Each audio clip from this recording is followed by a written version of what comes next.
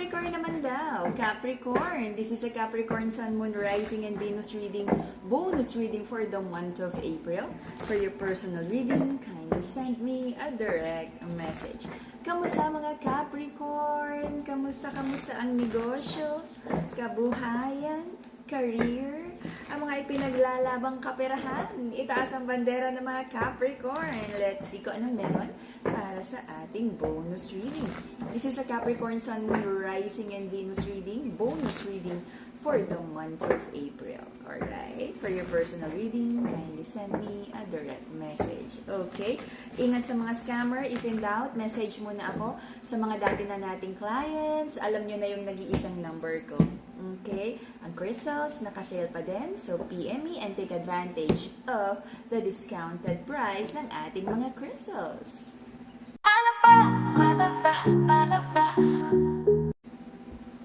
Okay, meron ka mga hinihintay na mga bagay-bagay na makakapagpasaya sa puso ng mga Capricorn. Okay. Recent past, sabi mo is, you don't feel confident about ang iyong kaban ng cash. Okay? At meron ka mga hinihintay. Capricorn, find the balance also, no? Kasi this is the energy of kapag ikaw naman ay sabihin natin dumadaan sa phase ng buhay mo where you feel na medyo mabagal ang kabuhayan, you have free will mo yan. You have the right to say no to people na mga dati mong tinutulungan, yung mga dating nawiwili, no? Na parang these people who feel entitled na tulungan mo sila.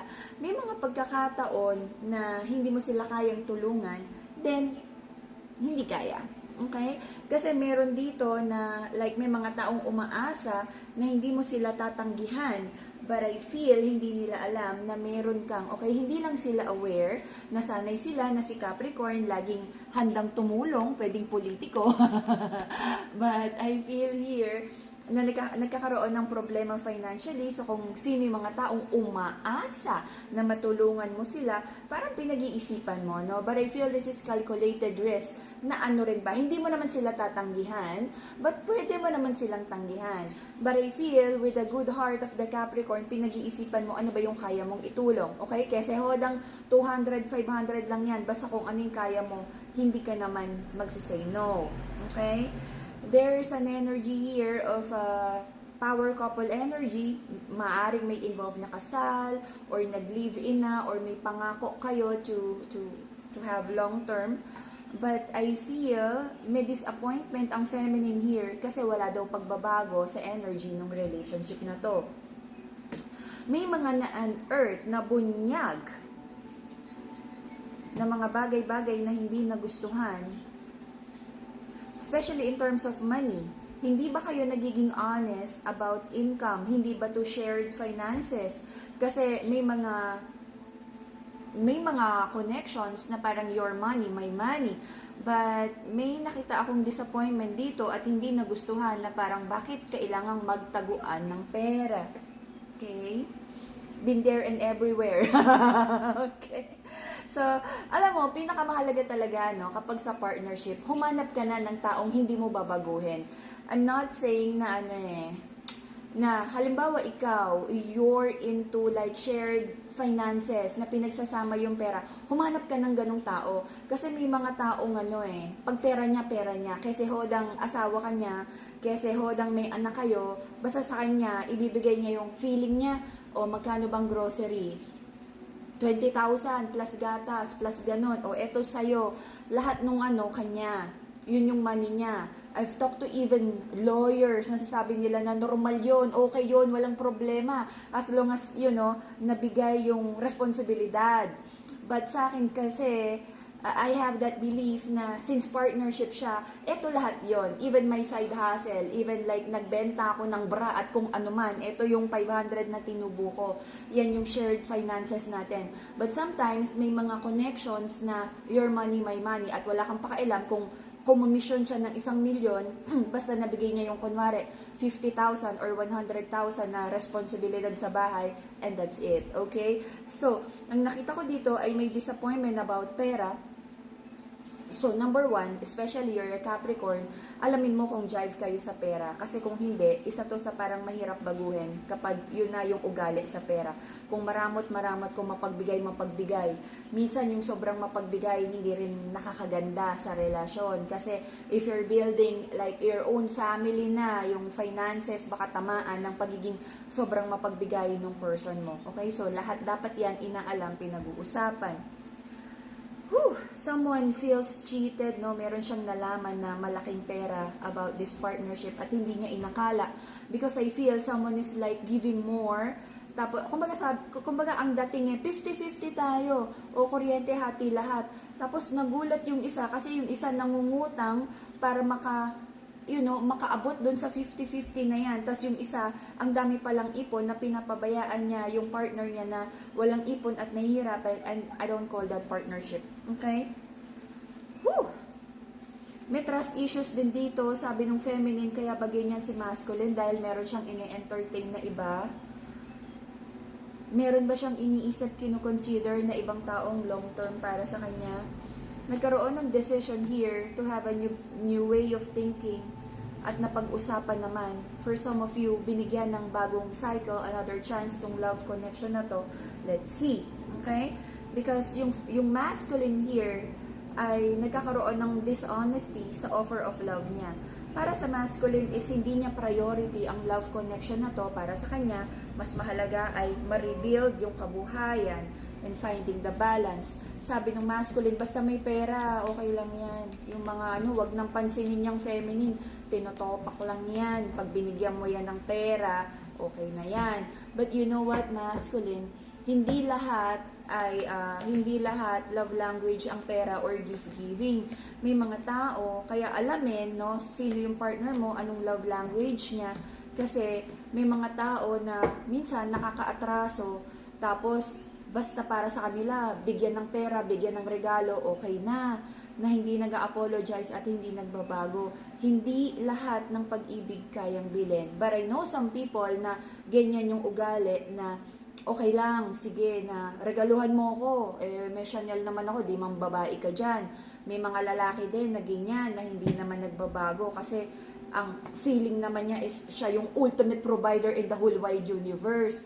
So hindi lahat, akma yan. And again, going back to sa square one natin, again, if you're gonna start a new connection, alamin kung ano yung love language, dapat magkapareho kayo para hindi na malaki yung adjustment, okay? To balance the energy, to heal the heart chakra, Madagascar, rose quartz, okay? Finances, Brazilian citrine. Lahat ng crystals natin, high quality, blessed, cleanse, and neutralized by the enlightened guide. Okay? So, maraming non-negotiable at parang mga hindi matanggap na balita at katotohanan sa relationship na to. But sabi ng feminine, pinapahalagahan niya ang relationship na to, lalo na kung may kasal na involved. Sabi niya is konting tiis pa, baka naman magbago, baka naman magkaroon ng harmony at kasunduan sa relationship na to. Rose quartz, okay? Especially kung may involved na kasal. Sabi ng mga Capricorn, gusto niya ng harmony sa relationship na to, sumasabog. At happy family, okay? A very traditional energy, lalo na mga Capricorn, very traditional. Sabi nyo is gusto nyo ng happy family, may harmony, okay? Just make sure that the way you fix and the way you build this family is balance. Because hindi masaya ang pamilya kung puro pera lang. Hindi masaya kung puro, dapat may balance na may time, may money, okay? Nagkakaintindihan. Especially kung may involved na mga bata. Lalo na yung mga bata, hindi naman yan after lang ng material things. Most of the time, ang mga bata, kailangan talaga ng attention, nung time, quality time with the parents, okay?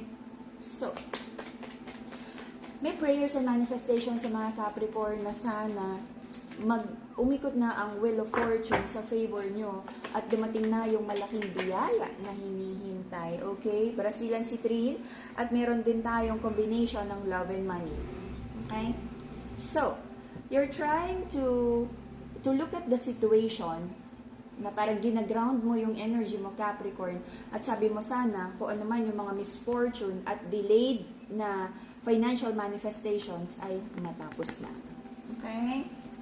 So, bigot. May isang passionate connection dito na parang nawawalan ka na ng gana.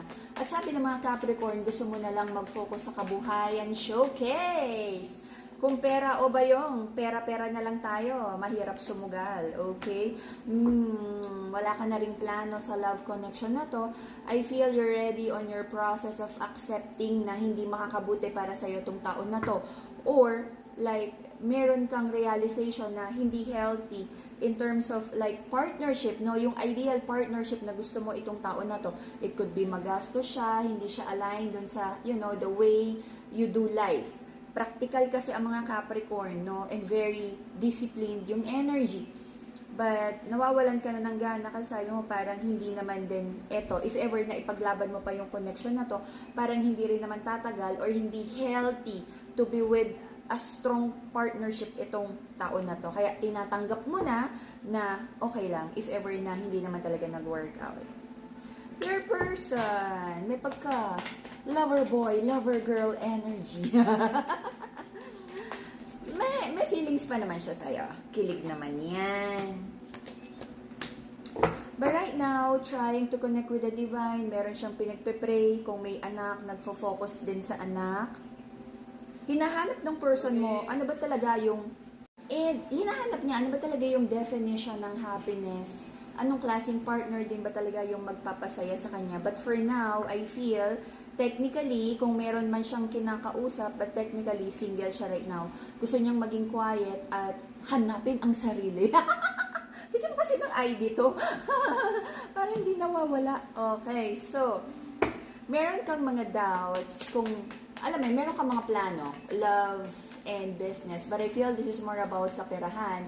Kung gagawa ka na ba ng rush decision right now, kasi yung mga manifestations mo about money, manifestation in reverse, nagkakaroon ng delays. Kaya sabi mo, Lord, kung hindi pa darating to, parang gusto mo nang kumuha ng, alam mo yon, yung pang-isda, babatoyin mo para maril mo na papunta sa'yo. Okay. So, until the end of July, there is an energy of sadness, disappointment. Maaaring meron kang mga panghihinayang kung ano man, kung saan ka nag-invest in the past. But you're trying to find your patience. Sabi mo, darating din yung kabuhayan, kaperahan na yan. Yung malaking swerte, malaking blessing, no? Because I feel, nandito yung focus mo right now, pinagtatrabahuhan mo yan. Don't worry kung ano yung solid decision mo about mga bagay-bagay, especially kaperahan. With your patience here, kumbaga is niluluto, no? Sabi ng universe, wait lang! Kumbaga sa isuserve na yan, wait ka lang. Victory is yours, claim it, and I'm not saying na maging kampante ka, but hindi ko naman nakikita na kampante ang mga Capricorn. Sobrang hardworking yan, masinop sa pera. Okay? Ilaban ang mga pangarap, okay? Ito nga yung sinasabi na hindi pwedeng puro dasal lang. And with the Capricorn energy it's like the energy of by hook or by crook, ilalaban mo ang iyong victory. Okay? Maaaring may bumalik sa'yo na isang tao na kapag nag-usap kayo, you'll try to find clarity and truth about the situation. But may nakikita akong little white lies, dishonesty sa person na to. Dahil kung ano man yung reason sa pagbabalik niya is very selfish, okay? This person is trying to heal. I don't know, could be finances, could be hindi naka-move on, hindi nakahanap. Ay, ang haba ng hair. Tignan mo nga hair mo. Hindi siya nakahanap ng someone better than you. Nasa mga Capricorn pa rin ang corona. Alright, may mag-o-offer pa rin ng cup of love, apology, sorry na, naging pabigla-bigla, and maaaring magdala to ng conflict, pag-aaway, because mararamdaman mo na hindi sincere or very selfish yung intention ng tao na to. This person is trying to heal, at sabi niya, mahihil niya yung situation kapag nagkabalikan kayo. Hindi ko masyadong nararamdaman or equally favorable sa inyong dalawa kung ano man yung reason niya, trying to heal, okay? Maaring may problema sa finances or hindi siya nakahanap ng someone better than the Capricorn. Ay, ang taray! Ikaw na! Ikaw na, Capricorn, okay?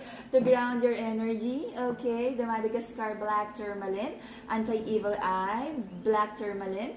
Okay, mental clarity. Huwag sanang magulo ang isip mo sa pagbabalik ng taon na to. Kasi parang, I feel kahit papaano may feelings ka pa rin sa kanya. Mental clarity, the amethyst crystal. Okay, take advantage of the discounted price. PM lang, pati sa inyong personal reading. Alright? Ang haba ng hair. Bye-bye, Capricorn.